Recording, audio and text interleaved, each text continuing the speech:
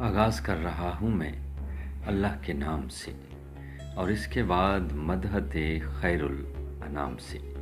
جماعت ناہم اور داہم کے عزیز طلباء و طالبات، السلام علیکم۔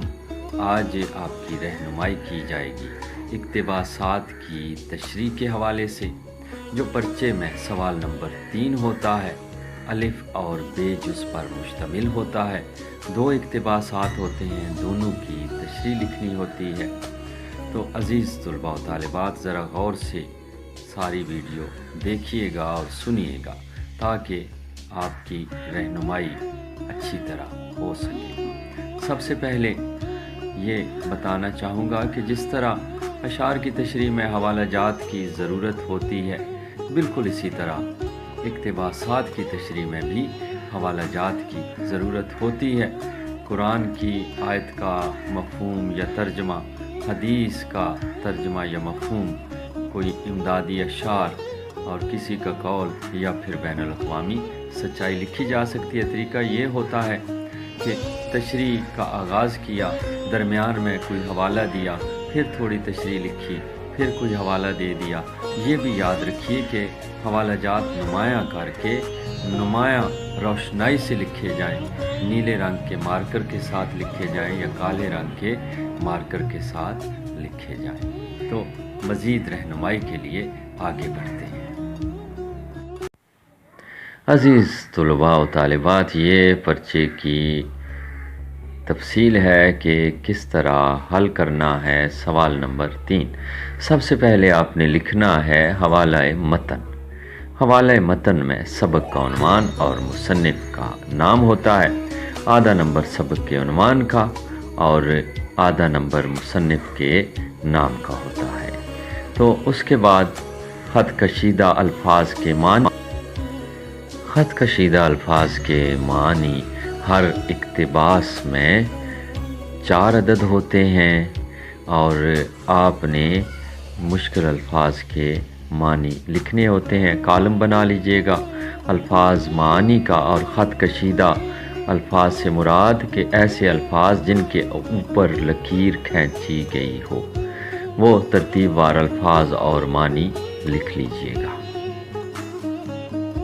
ہر مشکل لفظ کا معنی آپ کے لیے آدھا نمبر رکھتا ہے، تو 4 مشکل الفاظ کے معنی آپ لکھیں گے تو آپ کے 2 نمبر ہو جائیں گے جناب، اور 1 نمبر آپ کو سبق کا عنوان اور مصنف کے نام سے ملا، 2 نمبر آپ کو خط کشیدہ الفاظ کے معنی سے مل جائیں گے۔ اس طرح ٹوٹل ہو گئے 3 نمبر۔ اس کے بعد آپ نے نیچے تشریح کی ذیلی سرخی لکھنی ہے، اور تشریح کا آغاز اس طرح کرنا ہے کہ یہ اقتباس فلاں سبق سے لیا گیا ہے اور اس کے مصنف کا نام یہ ہے۔ اس کے بعد جو مصنف کا تعارف آپ کو لکھوایا ہوا ہے، ان کی خوبیاں بیان کرنی ہیں، ان کا انداز تحریر دوسروں سے منفرد و ممتاز ہے۔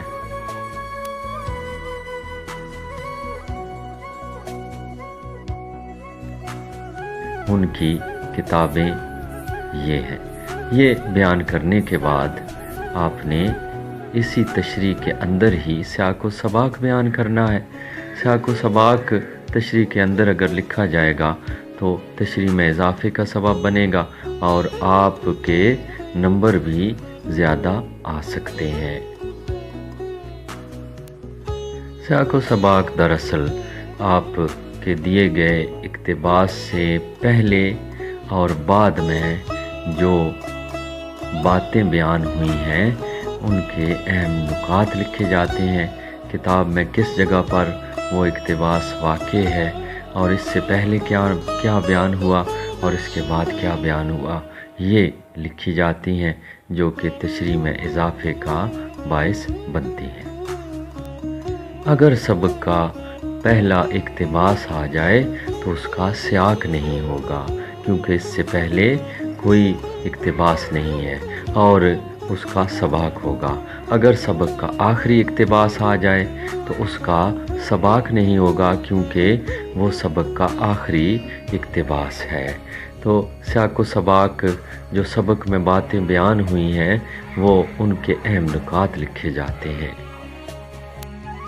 اگر آپ کے ذہن میں اس اقتباس کا صحیح محل وقوع نہیں ہے کہ سبق کے کس حصے میں واقع ہے، تو پھر اس سبق کے اندر جو اہم نکات ہیں وہ آپ بیان کر دیجئے اور اس کے بعد اصل اقتباس کی تشریح حوالہ جات کے ساتھ لکھیے اور زیادہ سے زیادہ تفصیل لکھیے، وقت کو ملحوظ نظر رکھتے ہوئے۔ امید آپ تشریح کے حوالے سے اچھی طرح سمجھ چکے ہوں گے۔ اس کے ساتھ ہی آپ کا معلم ممتاز گوندل آپ سے اجازت چاہتا ہے۔